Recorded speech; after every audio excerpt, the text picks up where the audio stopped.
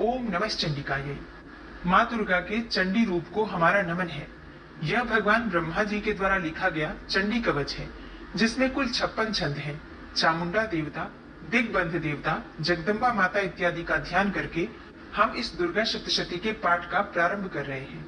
मार्कंडेय जी पितामह ब्रह्मा जी से कह रहे हैं कि हे भगवान ब्रह्मा, जो इस विश्व में गोपनीय है वह रहस्यपूर्ण है तथा जो सभी की रक्षा करता है और हमें अधर्म से बचाता है, साथ ही जिसे आपने अभी तक किसी को दिखाया भी नहीं है, ऐसा कोई साधन या उपाय मुझे बताइए।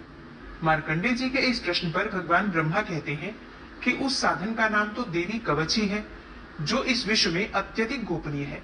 वह देवी कवच सभी का कल्याण करने वाला, पवित्रता और पुण्य देने वाला है। आपको इसी का ही जाप करना चाहिए, इससे ही आपका उद्धार होगा। माँ दुर्गा की 9 मूर्तियां हैं। माँ दुर्गा का प्रथम स्वरूप है माँ शैलपुत्री, दूसरा स्वरूप है माँ ब्रह्मचारिणी, माँ दुर्गा का तीसरा स्वरूप है माँ चंद्रघंटा और चौथा स्वरूप है माँ कुष्मांडा।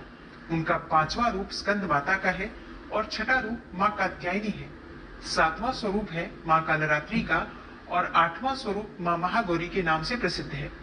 माँ दुर्गा का 9वां रूप है माँ सिद्धिदात्री। यही नव दुर्गा के रूप हैं, जिसे भगवान ब्रह्मा के द्वारा वेदों के माध्यम से बताया गया है।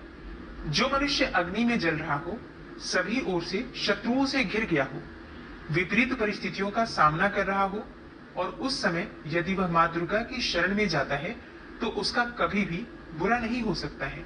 अर्थात माँ दुर्गा का ध्यान किए जाने पर माँ दुर्गा उसकी हर परिस्थिति में सहायता करती है। यदि युद्ध का समय हो और मनुष्य संकटों में घिरा हुआ हो, तो भी माँ दुर्गा के प्रभाव से उसका कुछ भी बुरा नहीं होता है। माँ दुर्गा उसके दुख, पीड़ा, भय इत्यादि का नाश कर देती है। जो भी भक्तगण माँ दुर्गा की भक्ति करता है, माँ दुर्गा अवश्य ही उन्हें अभय दान देती है। जो कोई भी देवी दुर्गा का ध्यान करता है, माँ दुर्गा उसकी हर प्रकार से रक्षा करती है और इस बात में कोई भी संशय नहीं है। चामुंडा माता का वाहन प्रेत है और वे उस पर सवारी करती है। वाराही माता का वाहन भैंसा है। ऐन्द्री माता का वाहन हाथी है, तो वही वैष्णवी माता का वाहन गरुड़ है।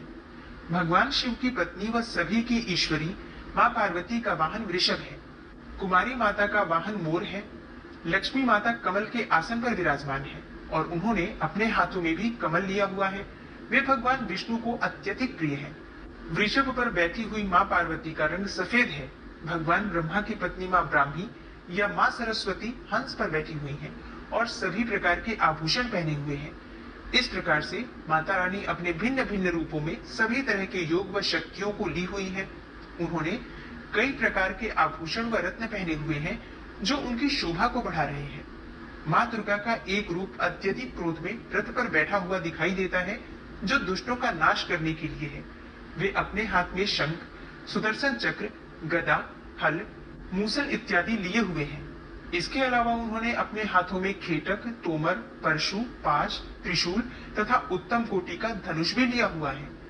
माँ दुर्गा दैत्यों, दुष्टों व राक्षसों का नाश कर देती है, भक्तों का कल्याण करती है तथा देवताओं का सदैव हित करती है। इसी उद्देश्य के तहत ही उन्होंने भिन्न भिन्न भांति के अस्त्र शस्त्र लिए हुए हैं। माँ दुर्गा के महारुद्र, प्रलयंकारी, पराक्रमी, महाशक्तिशाली, अत्यधिक उत्साही तथा भय का नाश कर देने वाले इस रूप को हम सभी नमस्कार करते हैं। माँ देवी के उस प्रलयंकारी रूप की ओर देखना भी बहुत मुश्किल है, जो शत्रुओं का भय बढ़ाने का कार्य करता है। पूर्व दिशा में इंद्री देवी मेरी रक्षा कीजिए, आग्नेय दिशा में अग्नि देवी मेरी रक्षा कीजिए, दक्षिण दिशा में वाराही माता, नैऋत्य कोण में खड़ग धारिणी माँ, पश्चिम दिशा में वारुणी देवी और वायव्य कोण में मृगवाहिनी देवी मेरी रक्षा कीजिए। उत्तर दिशा में माँ कुमारी, ईशान कोण में शूलधारिणी, आकाश से अर्थात ऊपर से माँ ब्रह्माणी तथा नीचे अर्थात पाताल लोक से माँ वैष्णवी मेरी रक्षा कीजिए। राक्षसों के शवों को अपने वाहन के रूप में उपयोग में लाने वाली माँ चामुंडा देवी, आप दशों दिशाओं से मेरी रक्षा कीजिए। आगे से माँ जया तथा पीछे से माँ विजया आप मेरी रक्षा कीजिए। माँ अजिता मेरे वाम भाग में और दक्षिण दिशा में अपराजिता देवी मेरी रक्षा करे। मेरे शिखा की रक्षा उद्योतिनी देवी और माँ उमा मेरे सिर की रक्षा करें, अर्थात उसमें वास करें।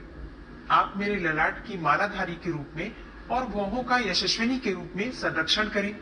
भौहों के बीच में त्रिनेत्र के रूप में और नाक की यम घंटा के रूप में रक्षा करें। दोनों आंखों के बीच में शंख माता के रूप में और कानों की द्वारवासिनी के रूप में रक्षा करें। मेरे कपाल की कालिका के रूप में और कानों के मूल की शांकरी देवी रक्षा करें। नासिका की सुगंधा देवी और होंठ के ऊपरी भाग की चर्चिका देवी रक्षा करें। होंठ के निचले भाग की रक्षा अमृत कला देवी और जीभ की सरस्वती देवी रक्षा करें। मेरे दांतों की कुमारी देवी, कंठ की चंडिका देवी, घंटिका की चित्रघंटा देवी और तालु की महामाया देवी रक्षा करें। मेरी ठोड़ी की कामाक्षी देवी, वाणी की सर्वमंगला देवी, ग्रीवा की भद्रकाली तथा मेरुदंड की धनुर्धारी देवी रक्षा करें। बाहरी कंठ की नीलग्रीवा देवी, कंठ नलिका की नलकूबरी, कंधों की खड़गनी देवी और भुजाओं की वज्रधारिणी देवी रक्षा करें। दोनों हाथों की दंडिनी देवी, अंगुलियों की जगदम्बिका माता, नाखूनों की शूलेश्वरी देवी और पेट की कुलेश्वरी देवी रक्षा करें। स्तनों की महादेवी, मन की शोक विनाशिनी देवी, हृदय की ललिता देवी और उदर की शूलधारिणी देवी रक्षा करें। नाभि की कामिनी देवी, गुहा की गुहेश्वरी देवी, लिंग की पूतना व कामिका देवी तथा गुदा की महिषवासिनी देवी रक्षा करें। कटिभाग की भगवती देवी, घुटनों की विंध्यवासिनी देवी, जांघों की महाबला देवी रक्षा करे और सभी कामनाओं को पूरा करे। मेरी घुट्टियों की नारसिंही देवी, पैरों के आगे भाग की तेजसी देवी, पैरों की उंगलियों की श्री देवी और पैरों के तले की तलवासिनी देवी रक्षा करे। पैरों के नाखूनों की दृष्टा कराली देवी, केशों की ऊर्ध्वकेशिनी देवी, रोम छिद्रों की कौबेरी देवी तथा त्वचा की बागेश्वरी देवी रक्षा करे। माँ पार्वती देवी मेरे रक्त, मांस, हड्डियों इत्यादि की रक्षा करे। आंतों की कालरात्रि देवी और पित्त की मुकुटेश्वरी देवी रक्षा करे। पद्म कोशों की माँ पद्मावती देवी, कफ की चूड़ामणि देवी, नाखूनों की धार की ज्वालामुखी देवी और शरीर की संधियों की अभेद्या देवी रक्षा करे। मेरे वीर्य की रक्षा माँ ब्रह्माणी देवी, छाया की छत्रेश्वरी देवी तथा धर्मधारिणी देवी मेरे अहंकार व मन और बुद्धि की रक्षा करे। हे माँ दुर्गा, आप मेरे प्राणों, व्यान, उदान की समान रूप से रक्षा करें।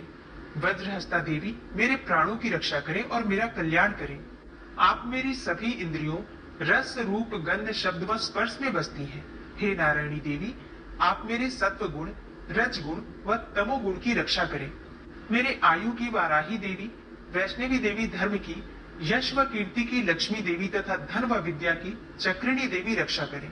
इंद्रा देवी मेरे गोत्र की, चंडी देवी मेरे पशुओं की, महालक्ष्मी देवी मेरे पुत्रों की और भैरवी देवी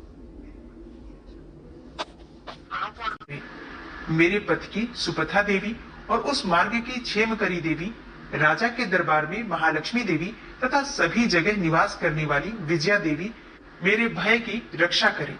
हे माँ दुर्गा, जो भी स्थान या अंग इस देवी कवच में रह गया है और वह अभी भी रक्षा करने योग्य है, तो आप उसकी भी रक्षा कीजिए। आप मेरे पापों का नाश करके मेरा उद्धार कीजिए। माँ दुर्गा की आज्ञा के बिना कोई भी व्यक्ति इस विश्व में एक कदम भी आगे नहीं बढ़ सकता है।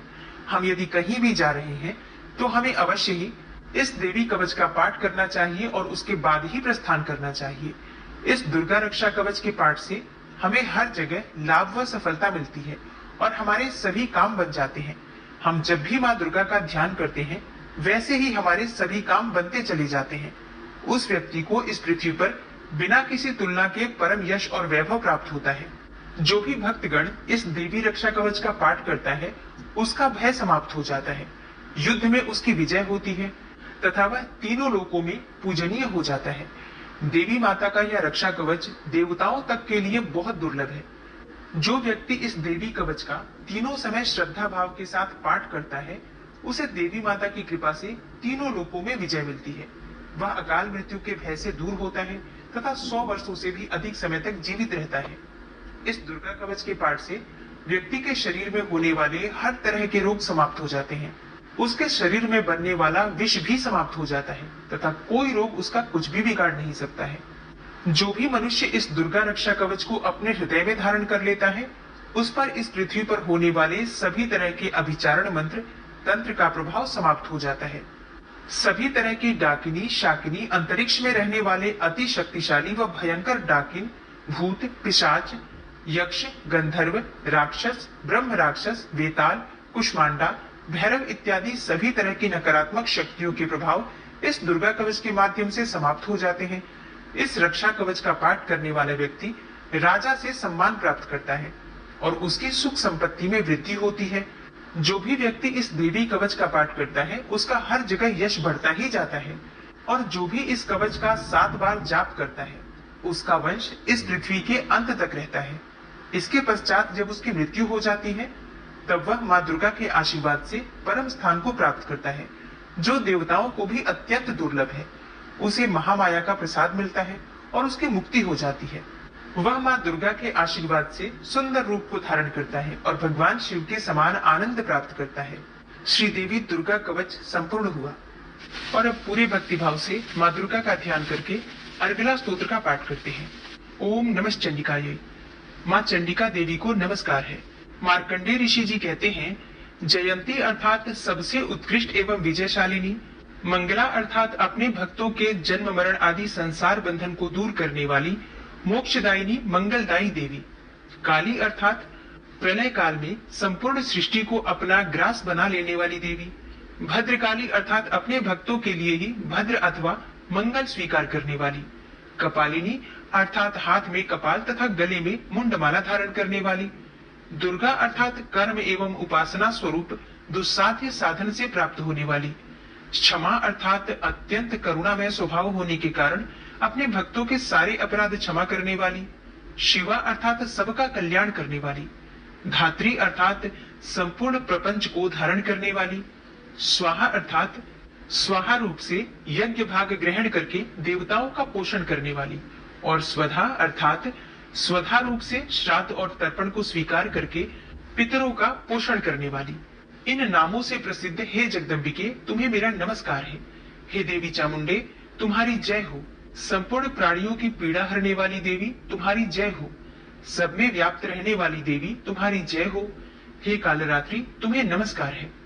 मधु और कैटब को मारने वाली तथा ब्रह्मा जी को वरदान देने वाली देवी, तुम्हें नमस्कार है। तुम मुझे रूप दो, जय दो, यश दो और काम क्रोध आदि शत्रुओं का नाश करो। महिषासुर का नाश करने वाली तथा भक्तों को सुख देने वाली हे देवी, तुम्हें नमस्कार है। तुम रूप दो, जय दो, यश दो और काम क्रोध आदि शत्रुओं का नाश करो। रक्त बीज का वध और चंड मुंड का विनाश करने वाली हे देवी, तुम रूप दो, जय दो, यश दो और काम क्रोध आदि शत्रुओं का नाश करो। शुंभ और निशुंभ तथा धूम्रलोचन का मर्दन करने वाली हे देवी, तुम रूप दो, जय दो, यश दो और काम क्रोध आदि शत्रुओं का नाश करो। सबके द्वारा वंदित युगल चरणों वाली तथा संपूर्ण सौभाग्य प्रदान करने वाली हे देवी, तुम रूप दो, जय दो, यश दो और काम क्रोध आदि शत्रुओं का नाश करो। हे देवी, तुम्हारे रूप और चरित्र अचिंत्य है। तुम समस्त शत्रुओं का विनाश करने वाली हो। तुम रूप दो, जय दो, यश दो और काम क्रोध आदि शत्रुओं का नाश करो। पापों को दूर करने वाली हे चंडिके, जो भक्ति पूर्वक तुम्हारे चरणों में सर्वदा मस्तक झुकाते हैं, उन्हें रूप दो, जय दो, यश दो और उनके काम क्रोध आदि शत्रुओं का नाश करो। रोगों का नाश करने वाली हे चंडिके, जो भक्ति पूर्वक तुम्हारी स्तुति करते हैं, उन्हें रूप दो, जय दो, यश दो और उनके काम क्रोध आदि शत्रुओं का नाश करो। हे चंडिके, इस संसार में जो भक्ति पूर्वक तुम्हारी पूजा करते हैं, उन्हें रूप दो, जय दो, यश दो और उनके काम क्रोध आदि शत्रुओं का नाश करो। मुझे सौभाग्य और आरोग्य दो, परम सुख दो। रूप दो, जय दो, यश दो और मेरे काम क्रोध आदि शत्रुओं का नाश करो। जो मुझसे द्वेष रखते हो, उनका नाश और मेरे बल की वृद्धि करो। रूप दो, जय दो, यश दो और मेरे काम क्रोध आदि शत्रुओं का नाश करो। हे देवी, मेरा कल्याण करो, मुझे उत्तम संपत्ति प्रदान करो। रूप दो, जय दो, यश दो और मेरे काम क्रोध आदि शत्रुओं का नाश करो। हे अंबिके, देवता और असुर दोनों ही अपने माथे के मुकुट की मणियों को तुम्हारे चरणों पर घिसते रहते हैं। तुम रूप दो, जय दो, यश दो और काम क्रोध आदि शत्रुओं का नाश करो।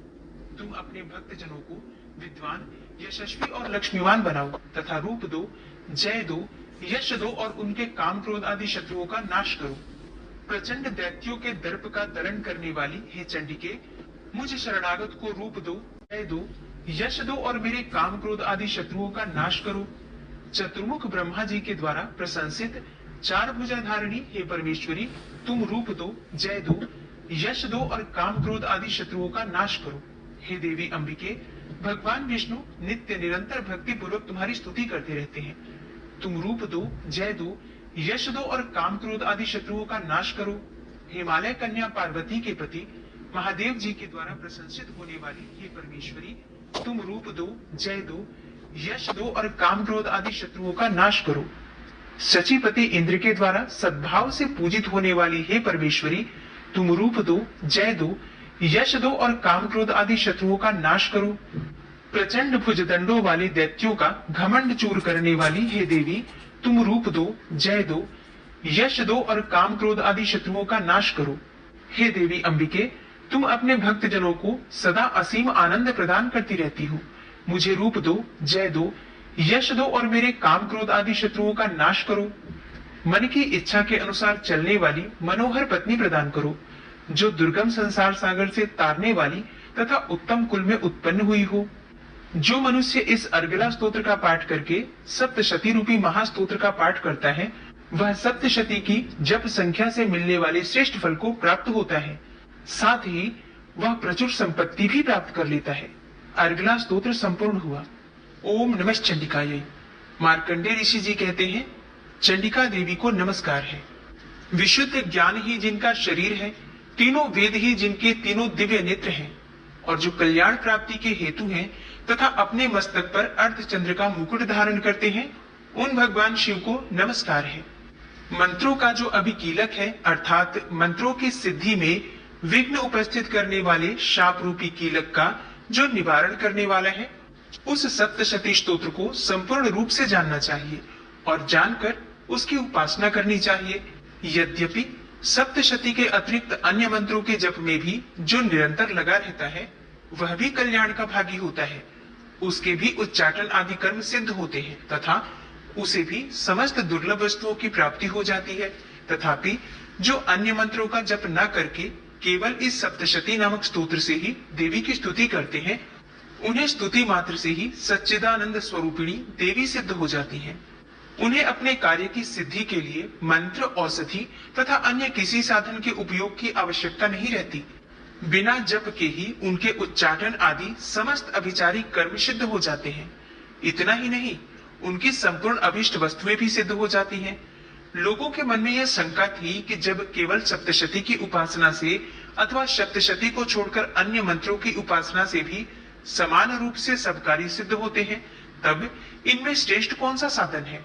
लोगों की इस शंका को सामने रखकर भगवान शंकर ने अपने पास आए हुए जिज्ञासुओं को समझाया कि यह सप्तशती नामक संपूर्ण स्तोत्र ही सर्वश्रेष्ठ एवं कल्याणमय है। तदनंतर भगवती चंडिका के सप्तशती नामक स्तोत्र को महादेव जी ने गुप्त कर दिया।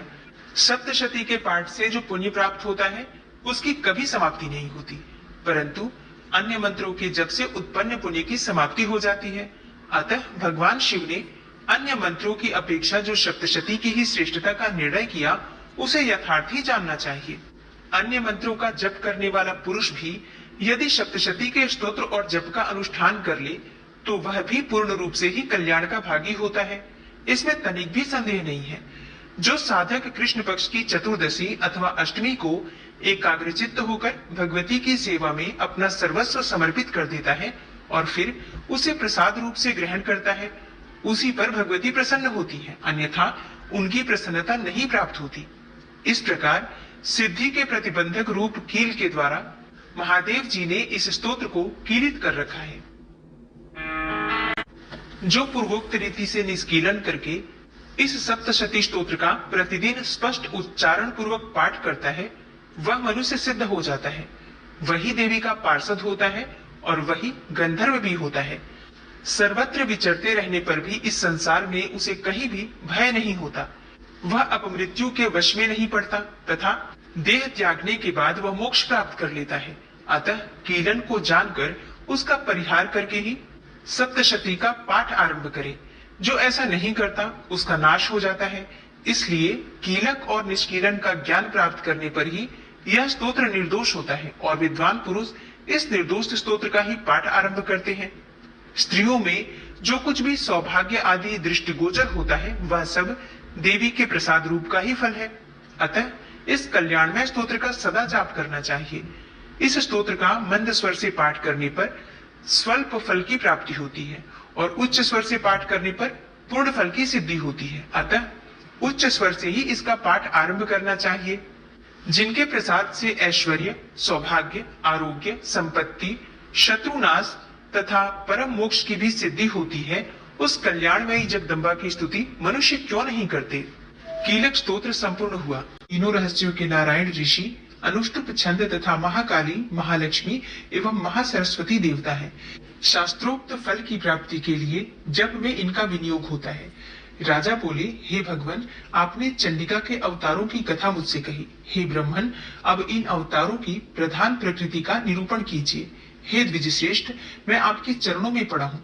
मुझे देवी के जिस स्वरूप की और जिस विधि से आराधना करनी है, वह सब यथार्थ रूप से मुझे बतलाइए। ऋषि कहते हैं, हे राजन, यह रहस्य परम गोपनीय है।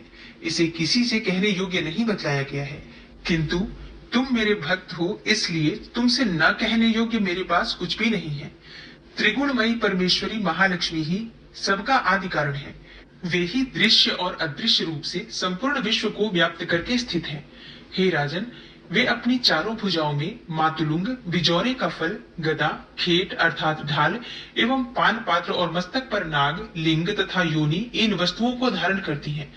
तपाए हुए स्वर्ण के समान इनकी कांति है। तपाए हुए स्वर्ण के समान ही उनके भूषण है।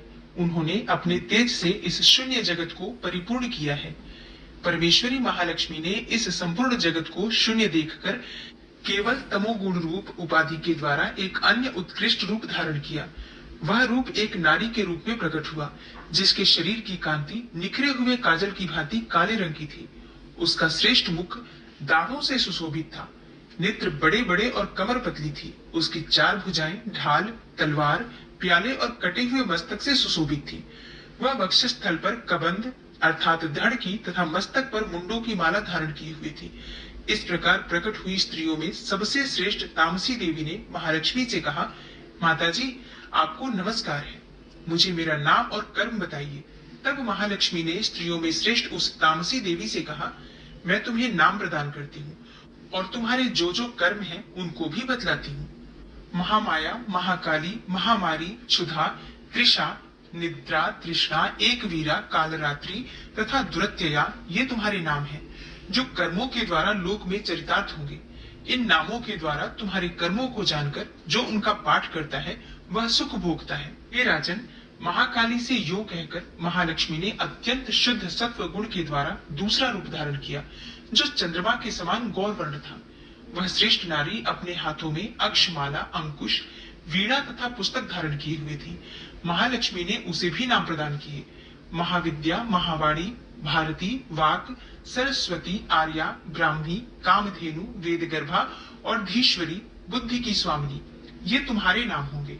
तदनंतर महालक्ष्मी ने महाकाली और महासरस्वती से कहा, हे देवियों, तुम दोनों अपने अपने गुणों के योग्य स्त्री पुरुष के जोड़े उत्पन्न करो। उन दोनों से यो कहकर महालक्ष्मी ने पहले स्वयं ही स्त्री पुरुष का एक जोड़ा उत्पन्न किया। वे दोनों हिरण्यगर्भ अर्थात निर्मल ज्ञान से संपन्न, सुंदर तथा कमल के आसन पर विराजमान थे।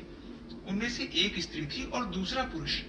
तत्पश्चात माता महालक्ष्मी ने पुरुष को ब्रह्मन, विधे, विरिंच तथा धातः इस प्रकार संबोधित किया और स्त्री को श्री, पद्मा, कमला, लक्ष्मी इत्यादि नामों से पुकारा। इसके बाद महाकाली और महासरस्वती ने भी एक एक जोड़ा उत्पन्न किया। इनके भी रूप तथा नाम मैं तुम्हें बतलाता हूँ।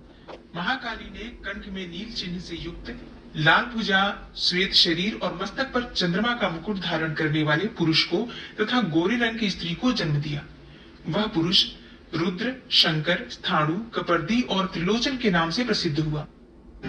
आयुर्वेद से प्रसिद्ध हुआ तथा स्त्री के त्रयी, विद्या, कामधेनु, भाषा, अक्षरा और स्वरा ये नाम हुए। हे राजन, महासरस्वती ने गोरे रंग की स्त्री और श्याम रंग के पुरुष को प्रकट किया। उन दोनों के नाम भी मैं तुम्हें बतलाता हूँ। उनमें पुरुष के नाम विष्णु, कृष्ण, ऋषिकेश, वासुदेव और जनार्दन हुए तथा स्त्री उमा, गौरी, सती, चंडी, सुंदरी, सुभगा और शिवा इन नामों से प्रसिद्ध हुई। इस प्रकार तीनों युवतियां ही तत्काल पुरुष रूप को प्राप्त हुई। इस बात को ज्ञान नेत्र वाले लोग ही समझ सकते हैं, दूसरे अज्ञानी जन इस रहस्य को नहीं जान सकते। हे राजन, महालक्ष्मी ने त्रय विद्या रूपा सरस्वती को ब्रह्मा के लिए पत्नी रूप में समर्पित किया, रुद्र को वरदायिनी गौरी तथा भगवान वासुदेव को लक्ष्मी दे दी। इस प्रकार सरस्वती के साथ संयुक्त होकर ब्रह्मा जी ने ब्रह्मांड को उत्पन्न किया और परम पराक्रमी भगवान रुद्र ने गौरी के साथ मिलकर उसका भेदन किया। हे राजन, उस ब्रह्मांड में प्रधान अर्थात महतत्व आदि कार्य समूह पंचमहाभूतात्मक समस्त स्थावर जंगम रूप जगत की उत्पत्ति हुई। फिर लक्ष्मी के साथ भगवान विष्णु ने उस जगत का पालन पोषण किया और प्रलय काल में गौरी के साथ परमेश्वर ने उस संपूर्ण जगत का संहार किया। हे महाराज, महालक्ष्मी ही सर्व सत्वमयी तथा सब तत्वों की अधीश्वरी है। वे ही निराकार और साकार रूप में रहकर नाना प्रकार के नाम धारण करती हैं। सगुणवाचक सत्य, ज्ञान, चित्त, महामाया आदि नामांतरों से इन महालक्ष्मी का निरूपण करना चाहिए।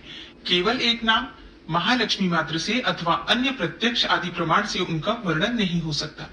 प्राधानिक रहस्य संपूर्ण हुआ। अब सुनते हैं वैकृतिक रहस्य। ऋषि कहते हैं, हे राजन, पहले जिन सत्व प्रधाना त्रिगुणमयी महालक्ष्मी के तामसी आदि भेद से 3 स्वरूप बतलाए गए, वे ही शर्वा, चंडिका, दुर्गा, भद्रा और भगवती आदि अनेक नामों से कही जाती हैं। तमोगुणमयी महाकाली भगवान विष्णु की योग निद्रा कही गई है। मधु और कैटभ का नाश करने के लिए ब्रह्मा जी ने जिनकी स्तुति की थी, उन्हीं का नाम महाकाली है। उनके 10 मुख, 10 भुजाएं और 10 पैर हैं।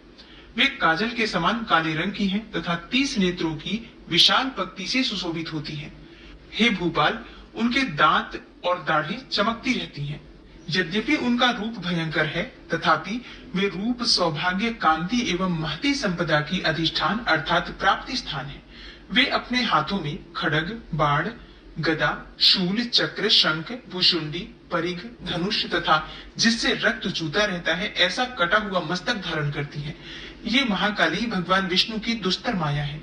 आराधना करने पर ये चराचर जगत को अपने उपासक के अधीन कर देती हैं। संपूर्ण देवताओं के अंगों से जिनका प्रादुर्भाव हुआ था, वे अनंत कांति से युक्त साक्षात महालक्ष्मी है।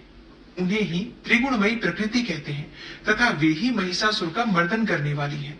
उनका मुख गोरा, भुजाएं श्याम, स्तन मंडल अत्यंत श्वेत, कटिभाग और चरण लाल तथा जंघा और पिंडली नीले रंग की है। अजेय होने के कारण उनको अपने शौर्य का अभिमान है।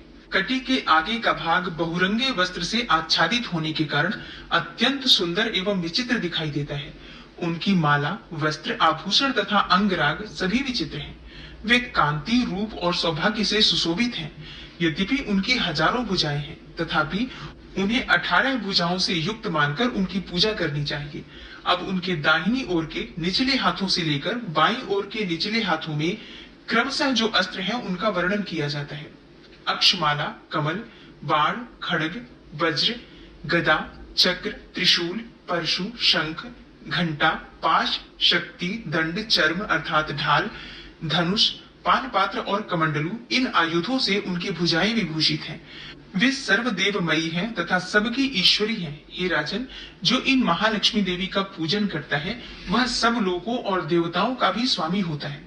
जो एकमात्र सत्वगुण के आश्रित हो पार्वती जी के शरीर से प्रकट हुई थी तथा जिन्होंने शुंभ नामक दैत्य का संहार किया था, वे साक्षात सरस्वती कही जाती हैं। हे पृथ्वीपते, उनके 8 भुजाएं हैं तथा वे अपने हाथों में क्रमशः बाण, मुशल, शूल, चक्र, शंख, घंटा, हल एवं धनुष धारण करती हैं। ये सरस्वती देवी जो निशुंभ का मर्दन तथा शुंभासुर का संहार करने वाली हैं, भक्ति पूर्वक पूजित होने पर सर्वज्ञता प्रदान करती हैं। हे राजन, इस प्रकार तुमसे महाकाली आदि तीनों मूर्तियों के स्वरूप बतलाए। अब जगन माता महालक्ष्मी जी की तथा इन महाकाली आदि तीनों मूर्तियों की पृथक पृथक उपासना श्रवण करो। जब महालक्ष्मी जी की पूजा करनी हो तब उन्हें मध्य में स्थापित करके उनके दक्षिण और वाम भाग में क्रमशः महाकाली और महासरस्वती का पूजन करना चाहिए और पृष्ठ भाग में तीनों युगल देवताओं की पूजा करनी चाहिए। महालक्ष्मी के ठीक पीछे मध्य भाग में सरस्वती के साथ ब्रह्मा का पूजन करें। उनके दक्षिण भाग में गौरी के साथ रुद्र की पूजा करें तथा वाम भाग में लक्ष्मी सहित विष्णु का पूजन करें। भूषण तथा अंगराग सभी विचित्र हैं। वे कांति, रूप और सौभाग्य से सुशोभित हैं। यद्यपि उनकी हजारों भुजाएं हैं, तथापि उन्हें 18 भुजाओं से युक्त मानकर उनकी पूजा करनी चाहिए। अब उनके दाहिनी ओर के निचले हाथों से लेकर बाईं ओर के निचले हाथों में क्रमशः जो अस्त्र हैं उनका वर्णन किया जाता है। अक्षमाला, कमल, बाण, खड्ग, वज्र, गदा, चक्र, त्रिशूल, परशु, शंख, घंटा, पाश, शक्ति, दंड, चर्म अर्थात ढाल, धनुष, पान पात्र और कमंडलू, इन आयुधों से उनकी भुजाएं विभूषित हैं। वे सर्वदेवमयी हैं तथा सबकी ईश्वरी हैं। हे राजन, जो इन महालक्ष्मी देवी का पूजन करता है वह सब लोगों और देवताओं का भी स्वामी होता है। जो एकमात्र सत्वगुण के आश्रित हो पार्वती जी के शरीर से प्रकट हुई थी तथा जिन्होंने शुंभ नामक दैत्य का संहार किया था, वे साक्षात सरस्वती कही जाती हैं। हे पृथ्वीपते, उनके 8 भुजाएं हैं तथा वे अपने हाथों में क्रमशः बाण, मुशल, शूल, चक्र, शंख, घंटा, हल एवं धनुष धारण करती हैं। ये सरस्वती देवी जो निशुंभ का मर्दन तथा शुंभासुर का संहार करने वाली हैं, भक्ति पूर्वक पूजित होने पर सर्वज्ञता प्रदान करती हैं। हे राजन, इस प्रकार तुमसे महाकाली आदि तीनों मूर्तियों के स्वरूप बतलाए।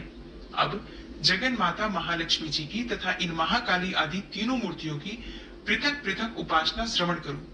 जब महालक्ष्मी जी की पूजा करनी हो तब उन्हें मध्य में स्थापित करके उनके दक्षिण और वाम भाग में क्रमशः महाकाली और महासरस्वती का पूजन करना चाहिए और पृष्ठ भाग में तीनों युगल देवताओं की पूजा करनी चाहिए। महालक्ष्मी के ठीक पीछे मध्य भाग में सरस्वती के साथ ब्रह्मा का पूजन करें। उनके दक्षिण भाग में गौरी के साथ रुद्र की पूजा करें तथा वाम भाग में लक्ष्मी सहित विष्णु का पूजन करें। महालक्ष्मी आदि तीनों देवियों के सामने निम्नांकित 3 देवियों की भी पूजा करनी चाहिए। मध्यस्थ महालक्ष्मी के आगे मध्य भाग में 18 भुजाओं वाली महालक्ष्मी का पूजन करें। उनके वाम भाग में 10 मुखों वाली महाकाली का तथा दक्षिण भाग में 8 भुजाओं वाली महासरस्वती का पूजन करें। हे राजन, जब केवल 18 भुजाओं वाली महालक्ष्मी का अथवा 10 मुखी काली या अष्टभुजा सरस्वती का पूजन करना हो तब सब अरिष्टों की शांति के लिए इनके दक्षिण भाग में काल की और वाम भाग में मृत्यु की भी भली भांति पूजा करनी चाहिए। जब शुंभासुर का संहार करने वाली अष्टभुजा देवी की पूजा करनी हो तब उनके साथ उनकी 9 शक्तियों का और दक्षिण भाग में रुद्र एवं वाम भाग में गणेश जी का भी पूजन करना चाहिए। ब्राह्मी, माहेश्वरी, कौमारी, वैष्णवी, वाराही, नरसिंही, ऐन्द्री, शिवदूती तथा चामुंडा ये 9 शक्तियां हैं। नमो दिव्ये, इस स्तोत्र से महालक्ष्मी की पूजा करनी चाहिए तथा उनके 3 अवतारों की पूजा के समय उनके चरित्रों में जो स्तोत्र और मंत्र आए हैं उन्हीं का उपयोग करना चाहिए। 18 भुजाओं वाली महिषासुरमर्दिनी महालक्ष्मी ही विशेष रूप से पूजनीय है, क्योंकि वे ही महालक्ष्मी, महाकाली तथा महासरस्वती कहलाती हैं। वे ही पुण्य पापों की अधीश्वरी तथा संपूर्ण लोकों की महेश्वरी हैं।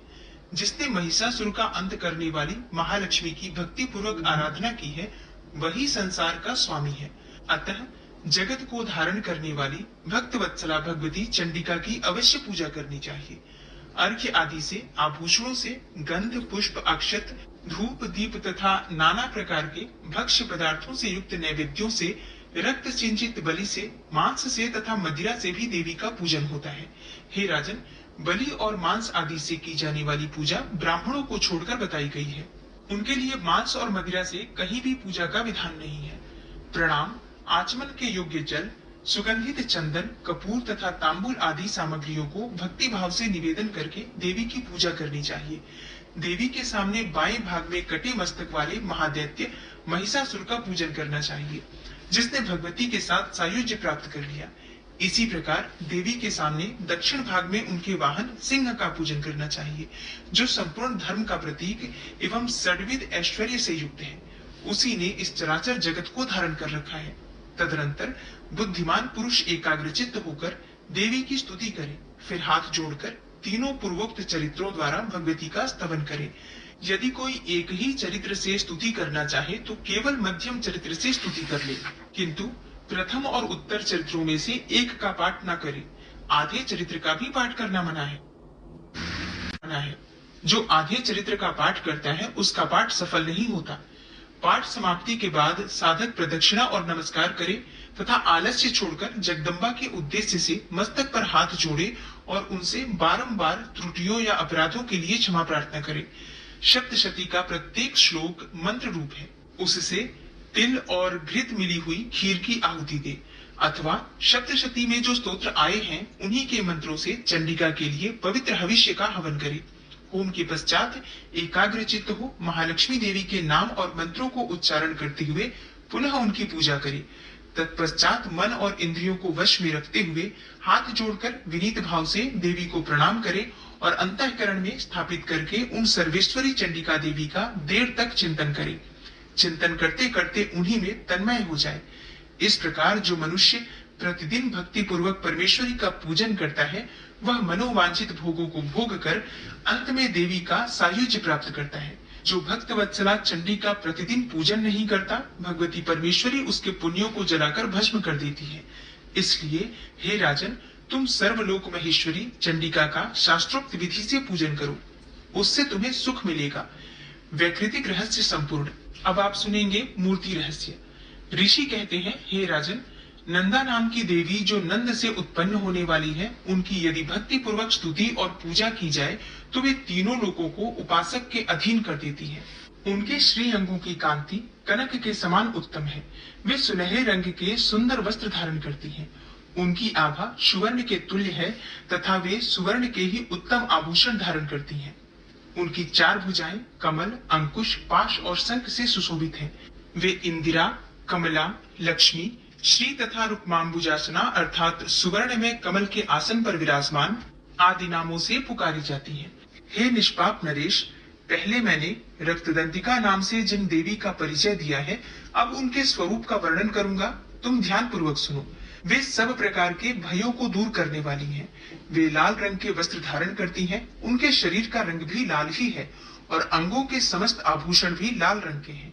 उनके अस्त्र, शस्त्र, नेत्र, सिर के बाल, तीखे नख और दांत सभी रक्त वर्ण के हैं। इसलिए वे रक्तदंतिका कहलाती और अत्यंत भयानक दिखाई देती हैं।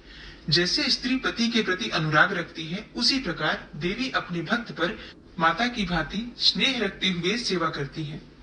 देवी रक्तदंतिका का आकार वसुधा की भांति विशाल है। उनके दोनों स्तन सुमेरु पर्वत के समान हैं। वे लंबे, चौड़े, अत्यंत स्थूल एवं बहुत ही मनोहर हैं। कठोर होते हुए भी अत्यंत कमनीय हैं तथा पूर्ण आनंद के समुद्र हैं। संपूर्ण कामनाओं की पूर्ति करने वाले ये दोनों स्तन देवी अपने भक्तों को पिलाती हैं। वे अपनी चार भुजाओं से खड्ग, पानपात्र, मुसल और हल धारण करती हैं। ये ही रक्त चामुंडा और योगेश्वरी देवी कहलाती हैं। इनके द्वारा संपूर्ण चराचर जगत व्याप्त है। जो इन रक्तदंतिका देवी का भक्ति पूर्वक पूजन करता है वह भी चराचर जगत में व्याप्त होता है और वह यथेष्ट भोगों को भोग कर अंत में देवी के साथ सायुज्य प्राप्त कर लेता है। जो प्रतिदिन रक्तदंतिका देवी के शरीर का यह स्तवन करता है, उसकी वे देवी प्रेम पूर्वक संरक्षण रूप सेवा करती है। ठीक उसी तरह जैसे पतिव्रता नारी अपने प्रियतम पति की परिचर्या करती है। शाकंभरी देवी के शरीर की कांति नीले रंग की है। उनके नेत्र नील कमल के समान है। नाभि नीची है तथा त्रिवली से विभूषित उदर मध्य भाग सूक्ष्म है। वे परमेश्वरी कमल में निवास करने वाली हैं और हाथों में बाणों से भरी मुष्टि, कमल, शाक समूह तथा प्रकाशमान धनुष धारण करती है। वह शाक समूह अत्यंत मनोवांछित रसों से युक्त तथा क्षुधा, तृषा और मृत्यु के भय को नष्ट करने वाला तथा फूल, पल्लव, मूल आदि एवं फलों से संपन्न है। वे ही शाकंभरी, शताक्षी तथा दुर्गा कही गई हैं। वे शोक से रहित, दुष्टों का दमन करने वाली तथा पाप और विपत्ति को शांत करने वाली हैं। उमा, गौरी, सती, चंडी, कालिका और पार्वती भी वे ही हैं। जो मनुष्य शाकंभरी देवी की स्तुति, ध्यान, जप और पूजा और वंदन करता है वह शीघ्र ही अन्न, पान एवं अमृतमय अक्षय फल का भागी होता है। भीमा देवी का वर्ण भी नील ही है। उनकी दाढ़ें और दांत चमकते रहते हैं और उनके नेत्र बड़े बड़े हैं। स्वरूप स्त्री का है और स्तन गोल गोल और स्थूल है। वे अपने हाथों में चंद्रहास नामक खड्ग, डमरू, मस्तक और पान पात्र धारण करती हैं। वे ही एक वीरा, कालरात्रि तथा कामदा कहलाती हैं और इन नामों से प्रशंसित होती हैं। भ्रामरी देवी की कांति विचित्र अर्थात अनेकों रंग की है। वे अपने तेजो मंडल के कारण दुर्धर्ष दिखाई देती हैं। उनका अंगराग भी अनेक रंग का है तथा वे चित्र विचित्र आभूषणों से विभूषित हैं। चित्र भ्रमर पाणी और महामारी आदि अनेकों नामों से उनकी महिमा का गान किया जाता है। हे राजन, इस प्रकार जगन माता चंडिका देवी की ये मूर्तियां बतलाई गई हैं, जो कीर्तन करने पर कामधेनु के समान संपूर्ण कामनाओं को पूर्ण करती हैं। यह परम गोपनीय रहस्य है, इसे तुम्हें दूसरे किसी को नहीं बतलाना चाहिए। दिव्य मूर्तियों का यह आख्यान मनोवांछित फल देने वाला है, इसलिए पूर्ण प्रयत्न करके तुम निरंतर देवी के जप आराधन में लगे रहो। सप्तशती के मंत्रों के पाठ मात्र से मनुष्य 7 जन्मों में उपार्जित ब्रह्म हत्या सदृश घोर पातकों एवं समस्त कल्मशों से मुक्त हो जाता है। इसलिए मैंने पूर्ण प्रयत्न करके देवी के गोपनीय से भी अत्यंत गोपनीय ध्यान का वर्णन किया है, जो सब प्रकार के मनोवांछित फलों को देने वाला है। उनके प्रसाद से तुम सर्वमान्य हो जाओगे। देवी सर्वरूपमयी है तथा संपूर्ण जगत देवीमय है, अतः मैं उन विश्व रूपा परमेश्वरी को नमस्कार करता हूँ। मूर्ति रहस्य संपूर्ण हुआ। अब आप सुनेंगे सिद्ध कुंजिका स्तोत्र। भगवान शिव जी बोले, हे देवी सुनो, मैं उत्तम कुंजिका स्तोत्र का उपदेश करूंगा, जिस मंत्र के प्रभाव से देवी का जप अर्थात पाठ सफल होता है। कवच, अर्गला, कीलक, रहस्य, सूक्त, ध्यान, न्यास, यहाँ तक कि अर्चन भी आवश्यक नहीं है। केवल कुंजिका के पाठ से दुर्गा पाठ का फल प्राप्त हो जाता है। यह कुंजिका अत्यंत गुप्त और देवों के लिए भी दुर्लभ है। हे पार्वती, इसे स्वयोनि की भांति प्रयत्न पूर्वक गुप्त रखना चाहिए। यह उत्तम कुंजिका स्तोत्र केवल पाठ के द्वारा मारण, मोहन, वशीकरण, स्तंभन और उच्चाटन आदि आभिचारिक उद्देश्यों को सिद्ध करता है। मंत्र: ओम ऐं ह्रीं क्लीं चामुंडाय विच्चे। ओम ग्लौम हूं क्लीं जूं सह ज्वालय ज्वालय ज्वल ज्वल प्रज्वल प्रज्वल ऐं ह्रीं क्लीं चामुंडाय विच्चे ज्वल हम सम लम छम फट स्वाहा। इस मंत्र में आए बीजों का अर्थ जानना न तो संभव है और न ही आवश्यक और न ही वांछनीय है, केवल जप ही पर्याप्त है। हे रुद्र स्वरूपिणी, तुम्हें नमस्कार है। हे मधु दैत्य को मारने वाली, तुम्हें नमस्कार है। कैटभ विनाशिनी को नमस्कार है। महिषासुर को मारने वाली, हे देवी, तुम्हें नमस्कार है। शुंभ का हनन करने वाली और निशुंभ को मारने वाली, तुम्हें नमस्कार है। हे महादेवी, मेरे जप को जागृत और सिद्ध करो। अहंकार के रूप में सृष्टि स्वरूपिणी, ह्रीम के रूप में सृष्टि पालन करने वाली, क्लीम के रूप में काम रूपिणी तथा निखिल ब्रह्मांड की बीज रूपिणी देवी, तुम्हें नमस्कार है। चामुंडा के रूप में चंड विनाशिनी और जयकार के रूप में तुम वर देने वाली हो। विच्चे रूप में तुम नित्य ही अभय देती हो। इस प्रकार ऐं ह्रीं क्लीं चामुंडाय विच्चे तुम इस मंत्र का स्वरूप हो। धाम धीम धूम के रूप में धूर्जटी अर्थात शिव की तुम पत्नी हो। वाम वेम वूम के रूप में तुम वाणी की अधीश्वरी हो। क्राम क्रीम क्रूम के रूप में कालिका देवी, शाम शीम शूम के रूप में मेरा कल्याण करो। हुम हुम हुंकार स्वरूपिणी, जंग जंग जंग जम्भनादिनी, भ्राम भ्रीम भ्रूम के रूप में हे कल्याणकारिणी भैरवी भवानी, तुम्हें बार बार प्रणाम है। कंग चंग टंग तंग पंग यंग शंग विम दुम एम वीम हंग छंग धिजांग्र धिजांग्र, इन सबको तोड़ो और दीप्त करो करो स्वाहा। पाम पीम पूम के रूप में तुम पार्वती पूर्णा हो। खाम खीम खूम के रूप में तुम खेचरी अर्थात आकाश चारिणी हो अथवा खेचरी मुद्रा हो। साम सीम सूम स्वरूपिणी सप्तशती देवी के मंत्र को मेरे लिए सिद्ध करो। यह कुंजिका स्तोत्र मंत्र को जगाने के लिए है, इसे भक्तिहीन पुरुष को नहीं देना चाहिए। हे पार्वती, इसे गुप्त रखो। हे देवी, जो बिना कुंजिका के सप्तशती का पाठ करता है, उसे उसी प्रकार सिद्धि नहीं मिलती जिस प्रकार वन में रोना निरर्थक है। सिद्ध कुंजिका स्तोत्र समाप्त हुआ और माँ दुर्गा की आरती। ओम जय अम्बे गौरी मैया, जय श्यामा गौरी मैया जी को निश दिन ध्यावत, तुमको निश दिन ध्यावत, हरि ब्रह्मा शिवरी। ओम जय अम्बे गौरी। मांग सिंदूर विराजत, टीको मृग मद को, उज्ज्वल से दो नैना, चंद्र बदननी को। ओम जय अम्बे गौरी। कनक समान कलेवर, रक्तांबर राजे रक्त पुष्प गले माला कंठन पर साजे ओम जय अम्बे गौरी के हरिवाहन राजत खड्ग खपर धारी सुर नर मुनि जन सेवत तिनके दुख हारी ओम जय अम्बे गौरी कानन कुंडल शोभित नासाग्रे मोती कोटिक चंद्र दिवाकर राजत सम ज्योति ओम जय अम्बे गौरी शुंभ निशुंभ विडारे महिषासुर घाती धूम्र विलोचन नैना निशिदिन मद